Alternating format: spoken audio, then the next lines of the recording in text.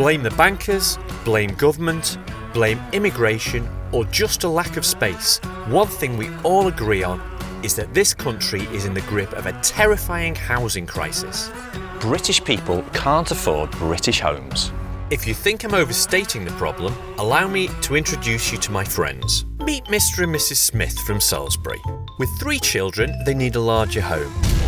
Between them, the couple earns £64,000 and they have another £20,000 in the bank, which they'll use as their deposit.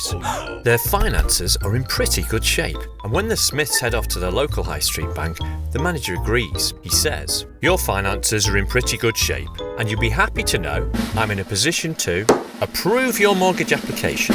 That's great news for the Smiths. But the couple can only borrow £217,000. That's £237,000 with their deposit, and in Salisbury, that buys this.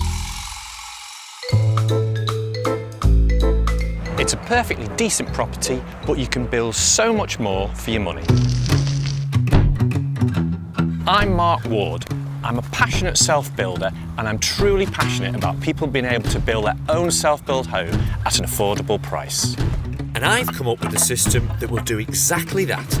And not just for a lucky few, but 1 million times over.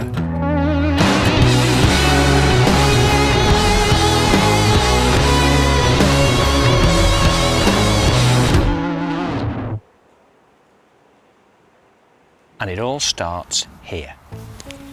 This plot of land costs £100,000.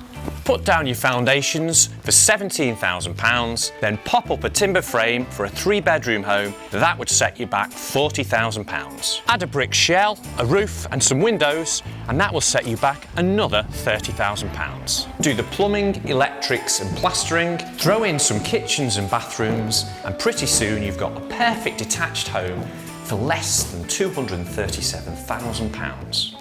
That's pretty much the same price as this one on the market. But which one would you rather have?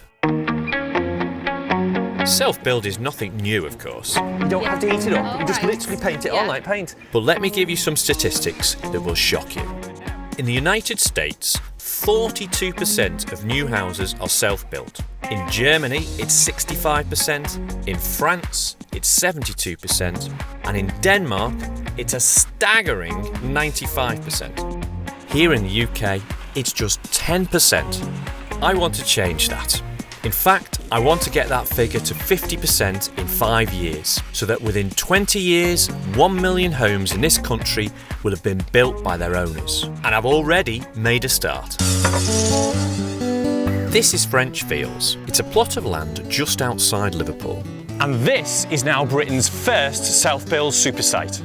Here at French Fields, I'm offering up to 18 larger than average plots of land to budding self-builders to create their own dream homes for substantially less than it would cost them to purchase an equivalent home. And it's not just the big developers that can make savings. Self-builders can do this too, buying materials from places like this, Travis Perkins. With distribution depots throughout the country, self-builders can save thousands of pounds.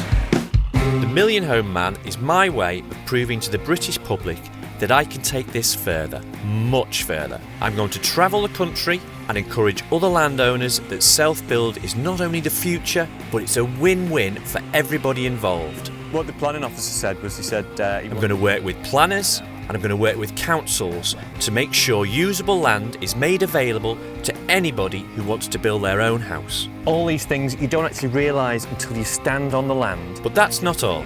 I plan to use my skills as a self-builder to help others like me realise their dreams. And I said, why don't we cantilever some timbers out? Right. On the French Fields site and on other sites around the country. In each episode, we're going to follow one self-build family all the way to completion. And we're going to tell you exactly how much their build costs and what it's worth at the very end. And I'm not going to stop until I can rightfully be called the Million Home Man.